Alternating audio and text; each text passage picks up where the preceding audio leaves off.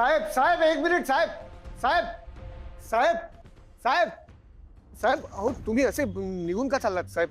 अहो असं जाऊ नका. तुम्हाला काय वाटतंय मी खोटं बोलतोय? नाही हो.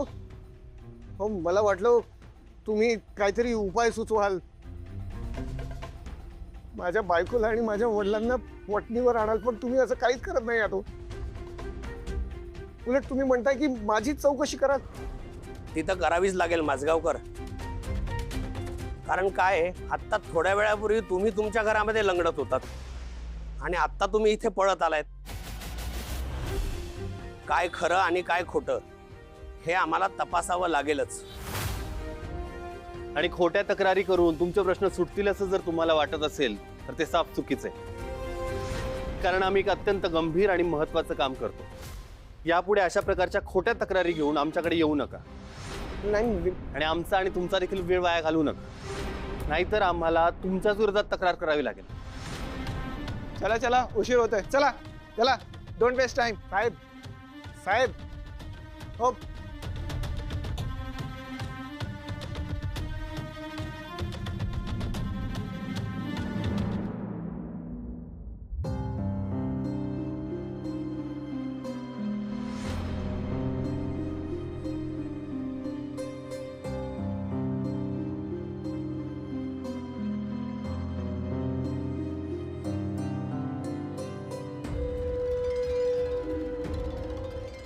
हे जे काय अनिश करतो त्यावरून असं वाटतं की तू तुझ्या आईबाबांच्या घरी खुशाल जावंस. नाही मी नाही अडवणार तुला, अजिबात नाही. तुझा खुशाल जा. नाही बाबा, अजिबात नाही. इनफॅक्ट मी मुलांना सुद्धा दिवाळीनंतर इथे घेऊन येणार आहे. त्यांची आणि तुमची ताटातूट नाही होऊ द्यायची मला. खरं तर मी तुला एक चांगली बातमी देणार होतो. मी तुझ्या आईबाबांकडे बोलून आलो होतो की तू तुझ्या बिझनेसची सुरुवात त्यांच्या घरातून करावीस, आणि तेही तयार झाले होते. खरंच किती चांगली बातमी आहे दादा. कसं जमणार आहे हे सगळं? मुळात त्या सुकटणकरांची ऑफर स्वीकारणंच खूप कठीण आहे. का बरं? सुकटणकर फूड्स सोबत काम करायचं असेल तर त्याआधी 50 लाखांचं डिपॉझिट भरावं लागेल. काय 50 लाख रुपये डिपॉझिट? हो बाबा, आणि त्यासाठी फक्त 15 दिवसांची मुदत दिली आहे. जर या दिवसांमध्ये आपण डिपॉझिट भरू शकलो नाही तर ही ऑफर दुसऱ्या कोणाला तरी दिली जाईल. अरे देवा, आता हे काय नवीन? एका पाठोपाठ एक विघ्न येत आहेत नुसती, आणि त्यात अनिश्चय असं वागणं. ही इतकी मोठी रक्कम इतक्या कमी वेळात उभी करणं मला अशक्य वाटतंय. आपण हा विचार सोडून देऊयात. मला नको ही ऑफर. बिझनेसचं स्वप्न सोडावं लागेल.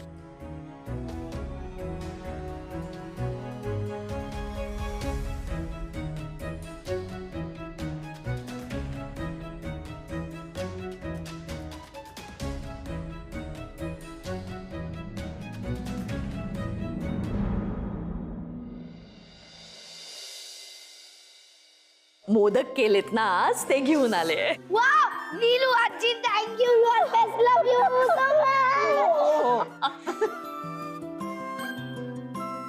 हळू येतोय का उघडता? हळू हळू.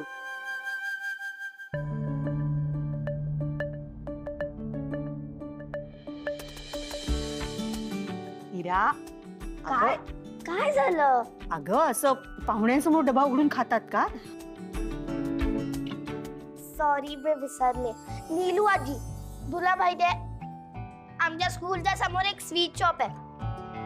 तिकडे मोदकांचा एवढा यमी स्मेल येतो ना. हा हा हा. वेकेशन सुरू झाल्यापासून मी ते खूप मिस करते. आणि आता तू मला मोदक दिलेत. प्लीज आजी, प्लीज खाऊ दे ना. Please please please please. अगं बाळा तू जेवत नाहीस मग. अगं please please please please please एक खाऊ दे, फक्त एक. बरं ठीक आहे, पण फक्त एक हा. आत घेऊन जा आणि ईशानला पण एक दे. ओके. एकच. हो. ये. आज काय एकदम मोदक वगैरे? नाही तसं काही खास कारण नव्हतं. सहज बोलता बोलता विषय निघाला आणि दादालाही आवडतात ना मोदक. गणपतीत मी नव्हते, म्हटलं चला करूया. अहो पण मग तुम्ही कशाला त्रास घेतला? मी आले असते ना घरी. काही हरकत नाही. त्यानिमित्ताने मुलांची सुद्धा भेट होते ना. आणि आता ठरवलंय हळूहळू घरातनं बाहेर पडायचं. किती दिवस असं घाबरून घरातच बसणार. खरं सांगू का, मला ना पडायचं असतं बाहेर, पण कळतच नाही कुठे जाऊ ते. आमच्याकडे येत जा ना, आम्ही मोकळेच असतो. येईन येईन, नक्की येईन. आज सुद्धा थोडा आधीच आले असते, पण अनिशने आता काय केलं त्याने? काय बोलायचं, घरोघरी मातीच्या चुली. पुरुष आपल्या मनाला येईल तसं वागतात आणि बायका सहन करत राहतात. मी असं करतो, मी भैरवीला बोलवून घेतो. नाहीतरी ती बिझनेस इकडेच चालू करणार आहे, तर तयारीसाठी बोलावतो म्हणून सांगतो. त्याचा काही उपयोग होईल असं वाटत नाही, कारण का? भैरवी आता बिझनेस करायचा नाही असं म्हणते. का? नाही म्हणजे तसं बिझनेस करणं सोपं नाहीच आहे, पण हा अनिश असं काही वेडं वाकडं वागला ना की पुन्हा नाउमेद होते ती, आणि मग असा नकारात्मक विचार करायला लागते. नाही नाही, असं होऊन चालणार नाही हे. मी ना आत्ताच्या आत्ता जाते आणि त्या अनिशला जाबच विचारते. अहो थांबा, त्याचा काय उपयोग होणार आहे मीनाताई? काय करणार आहे भैरवी बिचारी? नवरा बायकोच्या नात्यात हे असंच असतं. शेवटी बाईलाच माघार घ्यावी लागते न काय. माफ करा निलिमाताई, पण जरा स्पष्टच बोलते. आम्ही आमच्या भैरवीला खूप वेगळ्या संस्कारांमध्ये वाढवलंय. तिला आम्ही खूप चांगलं शिक्षण दिलंय, पण ते फक्त पैसे कमवण्यासाठी नाही. तिला स्वतःच्या पायावर उभं राहावं यासाठी, नाही म्हणण्याचं बळ मिळावं यासाठी, तिला स्वतंत्रपणे तिचे निर्णय घेता यावेत ना यासाठी. खरंय खरंय निलिमाताई. हे बघा, भैरवीला जर का बिझनेस करायचा नसेल तर नको करू दे, पण तो तिचा स्वतःचा चॉईस असायला हवा.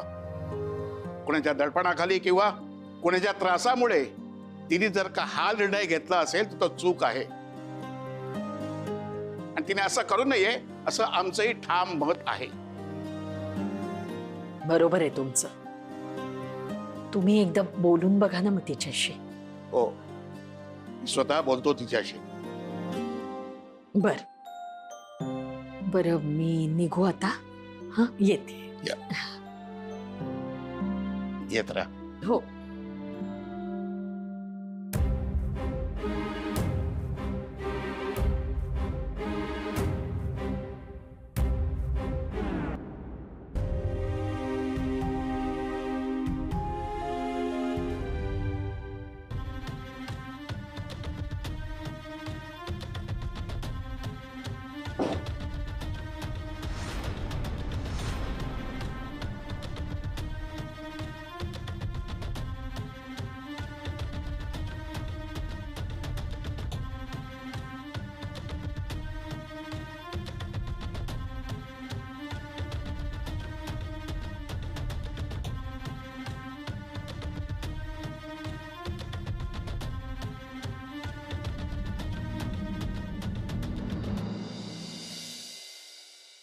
नाही जमणार मला बाबा.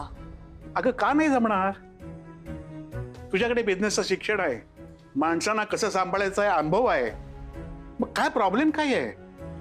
भैरवी अगं, आणि हे फक्त आम्हालाच वाटतंय असं नाहीये, राजन सुकटणकरांना पण असंच वाटतंय. अगं म्हणून तर एवढा मोठा माणूस तुझ्यासाठी एक ऑफर घेऊन आला. जी ऑफर काहीच्या काही मोठी आहे आणि अवघड आहे आई. म्हणजे त्यांच्या स्टोअरमध्ये जर प्रोडक्ट्स आपले ठेवायचे असतील तर त्याआधी आपल्याला 50 लाख रुपयांचं डिपॉझिट भरावं लागेल, आणि त्यासाठी फक्त 15 दिवसांची मुदत दिली आहे. निलिमाताई, तुम्ही तर म्हणाला होतात की अनिशच्या वागण्यामुळे भैरवी. नाही, ते कारण सुद्धा आहेच. ठीक आहे, पण मग मी बोलतो अनिशशी. नाही बाबा, तुम्ही माझे आणि अनिसचे प्रॉब्लेम सोडवायचा नका प्रयत्न करू कोणी. ते सुटतील कधीतरी. पण हा प्रॅक्टिकल प्रॉब्लेम कसा सोडवणार आहे मी? 50 लाख रुपये 15 दिवसात नाही उभे राहणार आहेत बाबा. त्यासाठी कुठलीही बँक मला लोन देणार नाहीये. बरं, विकायला माझ्याकडे काही नाहीये आता. सगळ्या ऑप्शन्सचा विचार करून झालाय माझा. पण माझं म्हणणं एवढं आहे की तुझी बुद्धी वाया जाईल, तुझं कौशल्य वाया जाईल. त्याचं काय? असं काही होणार नाही. सध्या मी दुसरं कुठलं तरी काम करेन, पैसे साठवेन आणि पुन्हा प्रयत्न करूया. आत्ता तरी हा विषय बंद करूया.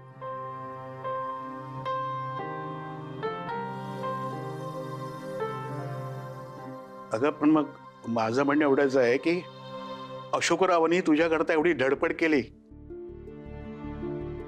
तुझ्यावर त्यांनी विश्वास टाकला, तुझ्या वतीने त्यांनी स्वप्न बघितली. त्यांची निराशा होऊ नये असं मला वाटतं. माझी सुद्धा तीच इच्छा आहे बाबा. बाबांसाठी का होईना काहीतरी चमत्कार घडावा असं वाटतंय मला. पण चमत्कार फक्त दुसऱ्यांच्याच आयुष्यात घडतात, आपल्या नाही. असू दे, आत्ता तरी मलाही जमेल असं वाटत नाही.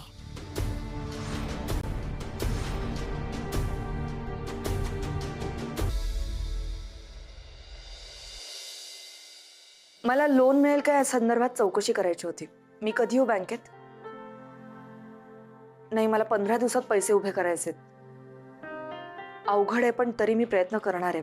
मी उद्या येऊन भेटते तुम्हाला बँकेत. हो, डॉक्युमेंट्स आणते. Yes, thank you.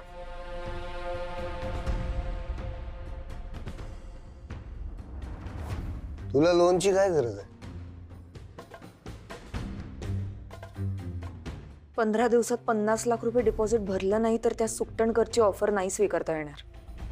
अगं, भांडवल आहे ना तुझ्याकडे. तुझा चेहरा,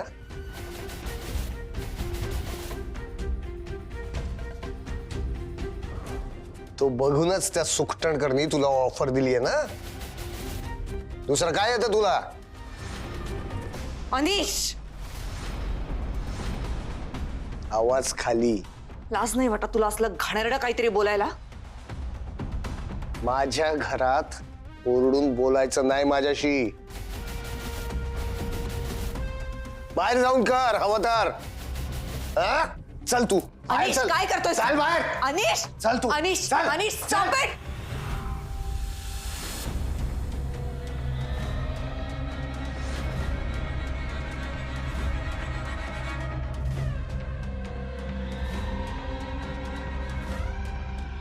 काय झालंय?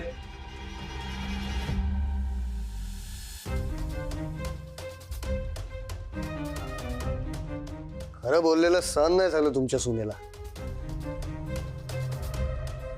काय खरं बोललायस तू?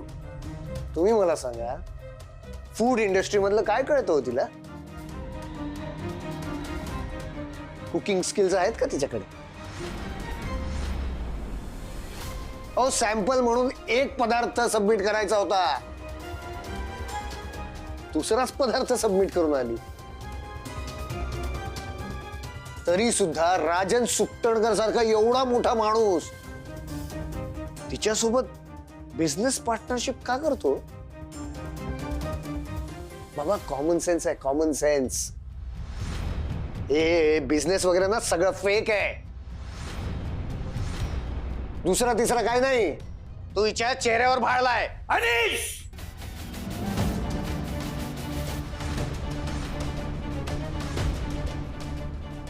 स्वतःच्या बायकोवर असे घाणेरडे आरोप करताना तुला शरम नाही वाटत आहे? मी खरं तेच बोलतोय. हे बघा, उगाच जास्त तोंड उघडायला लावू नका मला. तू का उभी आहेस? तू चल. अनिश, चल. चल, अजिबात नाही. बाबा, मध्ये येऊ नका बाबा.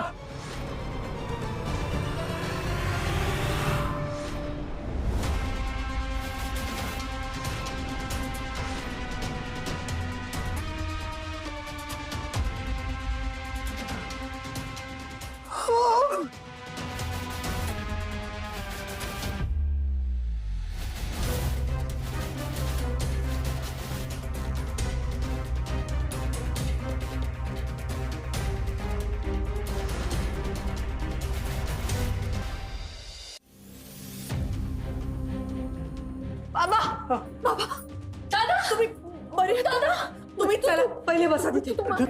ठीक आहे ठीक आहे. हा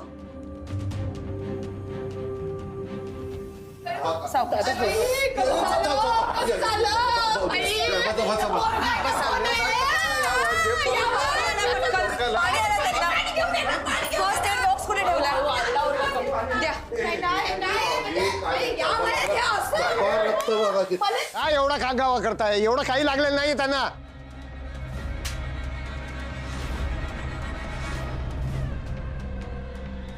आवाज बंद.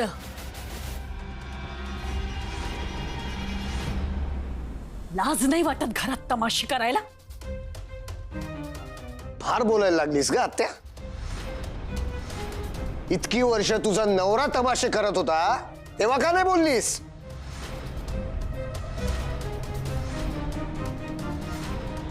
कारण तेव्हा माझा भाऊ माझ्या पाठीशी नव्हता. आता तो माझ्या पाठीशी खंबीरपणे उभा आहे.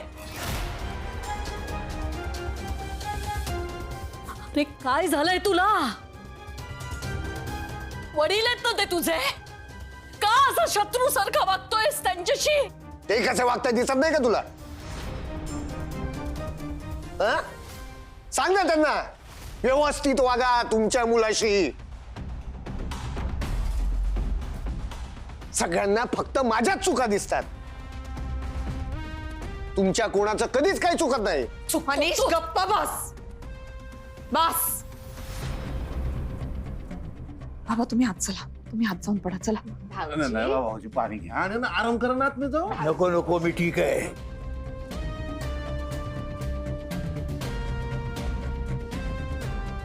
अनीश हे शेवटचं. पुन्हा जर तुझ्या बायकोबरोबर तू असा वागलास तर माझा दुसरा मुलगा सुद्धा या जगात नाही असं मी समजेन.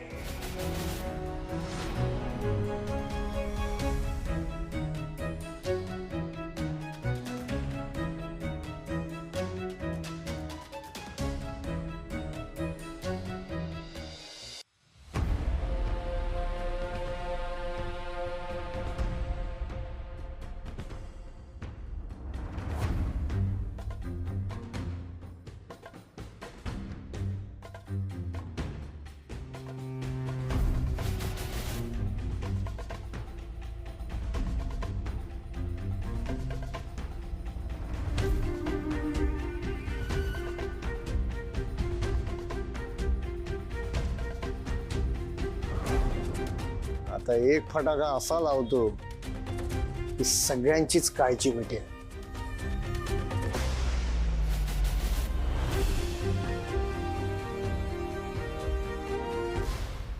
झालं अगं काही झालेलं नाही ग मला. काय तू काय झालं नाही? कसं थोडक्यात वाचलायत, नाहीतर टाके पडले असते. टाक्याने जेवढं दुखलं असतं त्याच्यापेक्षा आता दुःख जास्त निघालंय. दादा नको जास्त विचार करूस. हा तू गरम गरम दूध घे बरं, मग तुला बरं वाटेल. हा पिलो मी. ठेवून देतो तिकडे, नंतर पिईल मी. नंतर पी हा नक्की. हा. हा आणि डोक्याला लागलंय ना तुझ्या, उगाच नको ते विचार नको करूस. बरं मी काय म्हणते भैरवी, आपण ना फराळाचं करायला घेऊया. दिवाळी सारखा सण आहे, सणावाराचं हे असं वातावरण नको घरात. एक फराळाचे 4 जिन्नस तरी व्हायला पाहिजेत घरात. हं चल. आणि दादा मी काय म्हणते, मुलांना बोलवून घेतोस का? हा माझ्या मनातलं बोलली सगळी. मी हेच करणार, आता मी फोन करणारच होतो. ते तुम्ही फराळाचं बघा. काल रात्री मी ज्यांना फोन केला होता तेव्हा त्यांनी मला काय सांगितलं माहितीये, भैरवी मावशी ते बिझनेस मध्ये जे पदार्थ करणार आहे ते आम्ही टिफिन मध्ये घालून रोज शाळेत नेली तर चालतील का म्हणून. बाबा हा विषय आता बंद करूया ना आपण. आपण असं काही नाही करणार आहोत.